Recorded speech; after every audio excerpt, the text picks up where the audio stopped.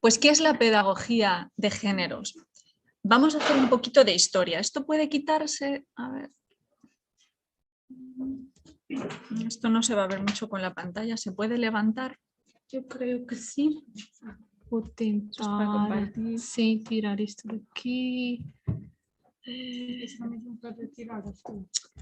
E onde é que eu digo para eles aparecerem? Aqui. Ocultar, não é? Sí, yo creo que sí. Ah, isso é o vídeo. Não. Eles queriam que se subia. Ocultar. Controles de reunión, eso es, bravo. Estou a Las setas. Total. Muy bien. Pues vamos a viajar un poco, vamos a hacer un viaje en el tiempo a Australia en el último cuarto del siglo XX. Algunos de vosotros ya sabéis esto por la clase del martes.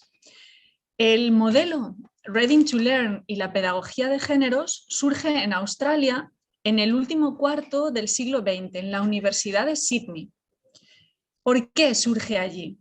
¿Sabéis un poco de historia de Australia? Vamos a hablar de esto, que es muy interesante. Nós sabemos, mas é batota. Vamos a hablar un poquito de esto entonces. Hay muchísimos problemas en Australia entre las comunidades aborígenes y las comunidades que descienden de los colonos que llegaron al continente. De estas tensiones surgió a más bien finales del siglo XX, una gran preocupación entre muchos maestros que daban clase en aulas donde muchos niños y adolescentes aborígenes estaban aprendiendo con compañeros que no pertenecían a esas minorías. Estos niños aborígenes tenían problemas para alcanzar los niveles de lectura y de escritura que tenían sus compañeros. Porque, bueno, una razón muy fuerte es que el inglés no era su lengua doméstica. En ámbito doméstico, estos niños aborígenes hablaban en sus lenguas tribales y en sus lenguas patrimoniales. Entonces, estos maestros que tenían estos problemas con los niños de origen indígena australiano, pidieron ayuda por sus contactos a un grupo de lingüistas que también eran educadores y pertenecían al Departamento de Lingüística de la Universidad de Sydney. Este grupo, con el tiempo, se conoció como Escuela de Sydney. Ellos les pidieron ayuda para encontrar una manera de enseñar a estos niños y también a los niños no aborígenes a leer y escribir mejor. Bueno, aquí. Ahora, sí.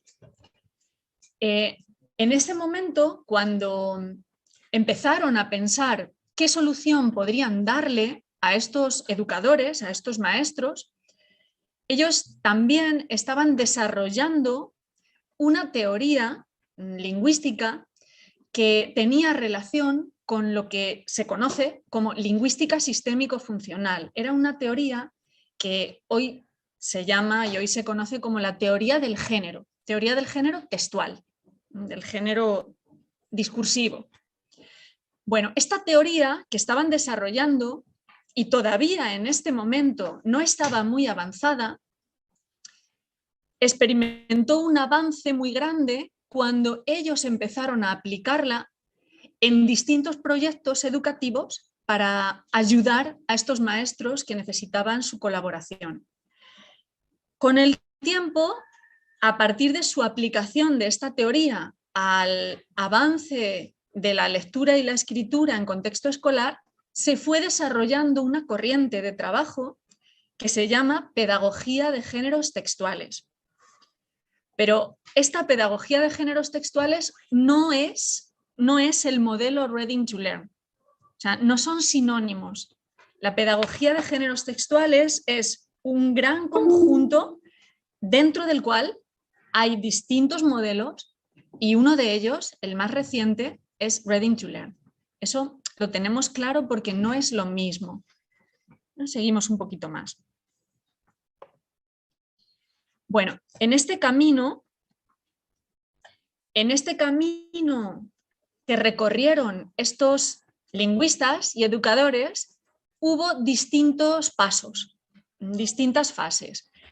Al principio, en la década de 1980, estos lingüistas y educadores empezaron a ofrecer soluciones que pedían los maestros a través de dos proyectos. Un proyecto se llamó simplemente Writing Project y el otro se llamó Language and Social Power Project. Estos proyectos fueron los primeros, estaban centrados sobre todo en la escritura. Y en estos proyectos se reflexionó acerca de una idea fundamental. Hasta ese momento, en la escuela de Australia, las metodologías de enseñanza de la lectura y de la escritura, sobre todo en este tiempo de la escritura, estaban basadas en los métodos progresistas, o sea, tenían un carácter progresista. Y gracias a estas metodologías, los niños, aborígenes o no, dentro del currículo educativo australiano, practicaban sobre todo la escritura de textos que tenían un tema siempre de carácter personal. Textos como observaciones personales sobre algún tema que les interese a los niños, o textos como, por ejemplo, relatos sobre cómo has pasado el fin de semana, cómo has pasado tus vacaciones.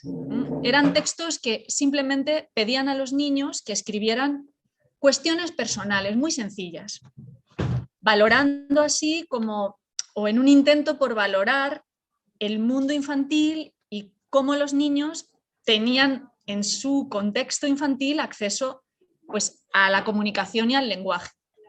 Pero claro, aquí hay un problema. En el colegio se nos exige leer textos que no son tan personales y se nos exige escribir textos para aprender que no tienen ese carácter personal, como pequeñas observaciones o pequeños relatos sobre cosas que te han ocurrido en un fin de semana o en las vacaciones. Entonces, los niños aborígenes no conseguían dar un salto por sí mismos para poder llegar a leer y escribir los textos que la escuela te pide que leas y que escribas.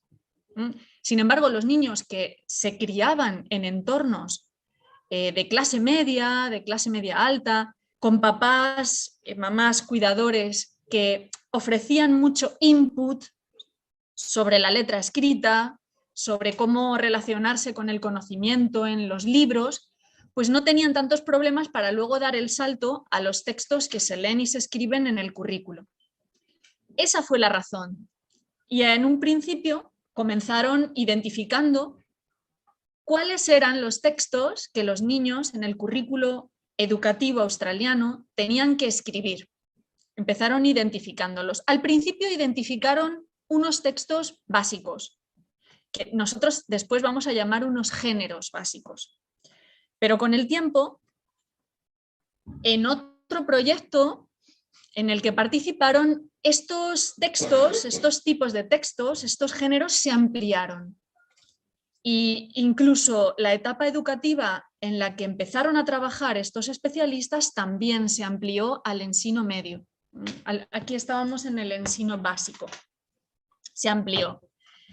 Hasta que con el pasar del tiempo y con una serie de características que después vamos a describir muy bien, se llegó al modelo Reading to Learn, ya en la década, alrededor de la década de los 2000. O sea que no es que la pedagogía de géneros es el modelo Reading to Learn, no.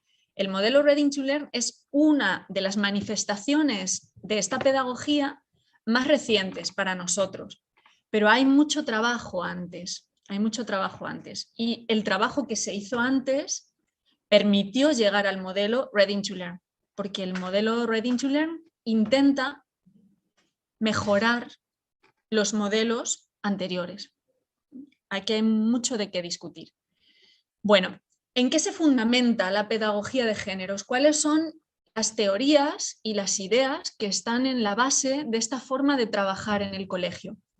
Bueno, la primera teoría en la que se fundamenta, evidentemente, es la lingüística sistémico-funcional, porque muchos de los especialistas que ayudaron a estos maestros eran lingüistas que trabajaban en la Universidad de Sydney o en universidades vinculadas a la Universidad de Sydney bajo el tutorazgo de Michael Halliday, que era el lingüista responsable de esta teoría lingüística. Otro de los fundamentos de esta pedagogía de géneros es la propia teoría del género textual, que estos especialistas desarrollaron antes y durante la realización de estos proyectos educativos. A ver si podemos mover esto de aquí un poco. Bueno. Otro de los fundamentos, ya no lingüísticos, de los fundamentos sociológicos en este caso, es la sociología de la educación, de Bernstein. No sé si os suena, el otro día algunos me decíais sí, algunos no. No sé si os suena este sociólogo, Basil Bernstein. Él elaboró distintas teorías sobre, por ejemplo, el discurso, el lenguaje que se usa en la escuela, que se puede dividir entre discurso instructivo y discurso regulativo. El discurso para enseñar y el discurso para ordenar. O también, gracias a él, nosotros tenemos conceptos como el código restringido, que es un lenguaje limitado que poseen algunas personas y que no puede ampliarse por su contexto sociocultural, o el código elaborado, que es el código que se utiliza en la escuela, el lenguaje amplio y más ambicioso, más abstracto que se usa en la escuela y se usa para aprender. Bueno, y también algunos conceptos como la zona de desarrollo próximo de Vygotsky, que sí os suena a todos. Me río porque mis estudiantes siempre cuando llego aquí me dicen ¡otra vez! Porque han encontrado este concepto antes muchas veces. O el concepto de andamiaje, que me gustaría que... Sí. Scaffolding en inglés, Sí. Andamiaje en español, en portugués. Andaime. Perfecto, vale, pues lo entendemos. Andaime. Com andaime? Andaime. Andaime, Sim, aquelas eu quero obras, dizer obras. como é que traduzem toda a expressão. Não, é Ensino, aprendizagem. zona de proximidade e A zona de desenvolvimento próximo. Proximal andaime, Development na Zone en zona- inglés.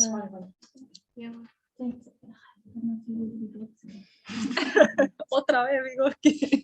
É a zona de desenvolvimento proximal. Ok, si queréis que paremos, si queréis, me decís, Juana, para, que no entiendo eso. A ver, y lo hablamos, lo traducimos un poco a portugués. Hacemos translanguaging aquí, hacemos una clase multilingüe. Mas nós na do Bruna usamos mais o termo em inglês. O scaffolding. Usáis scaffolding, eso es. Claro, en español se tradujo como andamiaje. Sabéis, estos dos conceptos los conocéis perfectamente. Según estos conceptos, a los niños se les puede estimular y ayudar para conseguir un objetivo lingüístico o de otro tipo que está un poco por encima de sus posibilidades. Para llegar a él se puede andamiar, se puede ofrecer una serie de ayudas que permiten que los niños pueden conseguir progresivamente este desarrollo que está cerca de su desarrollo actual. Bueno, y hay otros dos conceptos que también tenemos que comentar. Entre los fundamentos de la pedagogía de género están también las propias teorías sobre adquisición del lenguaje que se habían ido desarrollando en la escuela de Sydney. Por ejemplo, hay un concepto que no podemos ver porque está el cuadrito este, no sé cómo lo puedo mover por aquí. Sí, es que no veo la flecha. A ver, voy a intentarlo un poco y si no, no pasa nada, porque tenéis el PowerPoint. Bueno, no pasa nada. Este concepto se llama en español guía a través de la interacción en el contexto de la experiencia compartida. Es un concepto que desarrolló Rotary, una de las componentes de la Escuela de Sydney, una de las miembros de la Escuela de Sydney. ¿Qué significa eso? Rotary está pensando en cómo en el ámbito cotidiano, en el ámbito doméstico, entre papás, cuidadores y niños, se va aprendiendo, se van desarrollando exponentes lingüísticos, se va desarrollando el lenguaje, la comunicación, a partir de la interacción que mantienen los adultos y los niños en ciertas situaciones que tienen muchas características en común. Por ejemplo, cuando un papá o una mamá se sienta con un niño a leer un cuento, un álbum ilustrado, se produce un diálogo sobre ese texto. Ese diálogo tiene como tema el texto, pero en ese diálogo el tema también es el propio lenguaje del niño. Si estáis recordando alguna vez que habéis leído un cuento con un niño, a veces el niño no lee el cuento, simplemente se fija en las ilustraciones y nos hace preguntas, ¿verdad? Nos hace preguntas. ¿Este está casado? O nos pregunta, ¿este es un elefante? O... Entonces ahí hay un diálogo que mantenemos como adultos con ellos, en el que les vamos ofreciendo una serie de feedback o una serie de ayudas para poder preguntar mejor, para especificar la información, para poder, en definitiva, ayudarles a desarrollar su lenguaje infantil. Estas experiencias, esta guía de los adultos es fundamental para poder desarrollar plenamente el lenguaje. Imagínate los niños que no tienen estas experiencias en la lengua del colegio. Estas experiencias de oralidad especializadas que no las tienen en la lengua del colegio, porque estas experiencias son muy importantes para vincularte con la letra escrita, vincularte con la alfabetización. Este es un concepto importante, ya vamos a ver por qué. Y por supuesto, este concepto, esta noción de guía a través de la interacción en el contexto de la experiencia compartida, se basa mucho en las propias investigaciones que Halliday y Painter desarrollaron sobre cómo se adquiere el lenguaje por parte de los niños. El martes me dijisteis, recuerdo esto, porque recuerdo que Halliday expone las funciones del lenguaje infantil y su desarrollo, ¿no? ¿Recordáis esto? ¿Lo habéis visto en alguna asignatura?